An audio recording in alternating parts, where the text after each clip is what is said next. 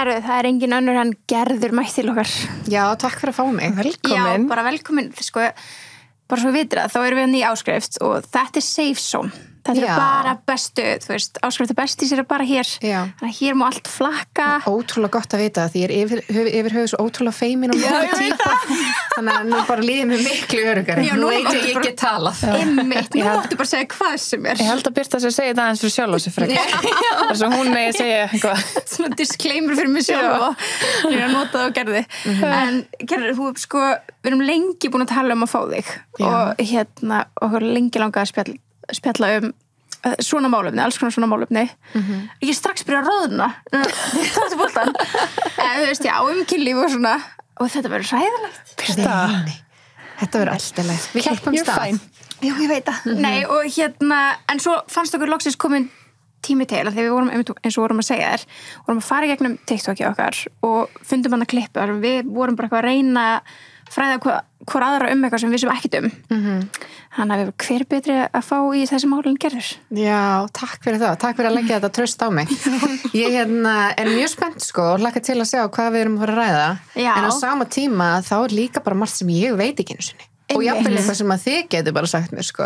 Þannig að og það það skemmtilega við kynlífa, það svo ótrúlega mikið fjölbreytileiki fólk að gera alls konar og prófa sig áfram og stundum ég bara gapandi, bara oh my god, þetta hægt? Ok, ég fara heim og prófa þetta. Þannig og það kannski líka bara sem hjálpa fólki svolítið að halda þessu spennandi og svona áhugaverðu í svefnherberginu sínu.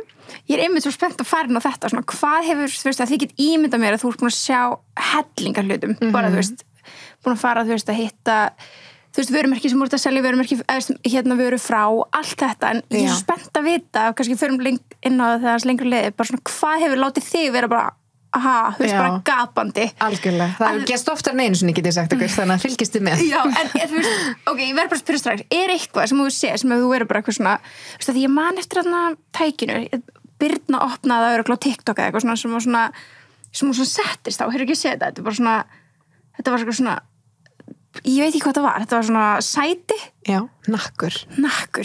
Sástu þetta? Nei. Ok, þetta var svona nakkur sem þú basically bara sest á og bara sefur hjá. Right? Já, í rauninni. Jú, þetta mjög vel útskýrt. Þetta er svona nakkur, þetta er svona stórt box, þið getið ímyndað eitthvað svona bassabox eða eitthvað slags, þetta er alveg stórt tæki.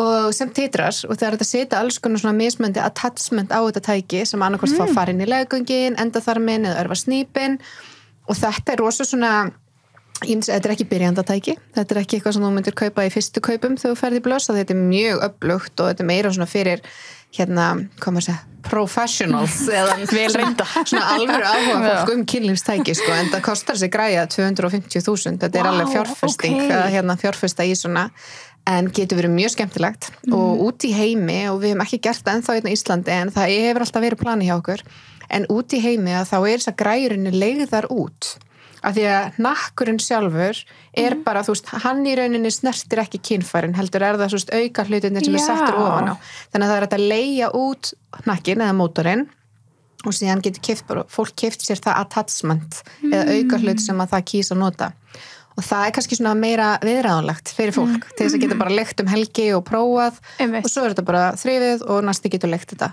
og þannig að það er margir sem eru í sjálfsvipin og sunnuvin og hún alveg ég er svona að hugsa það eins hvað segir heilbrigðiseftirliti við þessu en þetta er allt saman, þú veist, þetta er bara eins og hvað annað sem að þú færðir svo hvað segja, fötti kvensjúkdómalæknis eða eitthvað, notar sömu tangirnar og allt svo þetta er bara allt þrifið, dauðarheimsaðinn á milli sko Þannig en á sama tíma eins og segja þá er nakkurinn sjálfurinn ekki það sem snertir kynfærin en svo þarf fólk kannski bara að meta fyrir sig hvort þetta sé eitthvað sem það hefur áhuga á að prófa.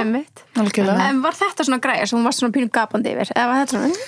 Nei, mér fannst hún eiginlega meira svona spennandi. Ég hugsaði bara svona, ok, þú veist, og ég fara á sýningar sem að hefur verið að sýna svona Cowgirl eða þetta heitir Síbjan líka sem staðar, Síbjan eða Cowgirl. Þessi þáttur í áskrift. Ef þú vilt heyra restina af þættinum getur þú farið inn á teboði.is og orðið áskriftar besti.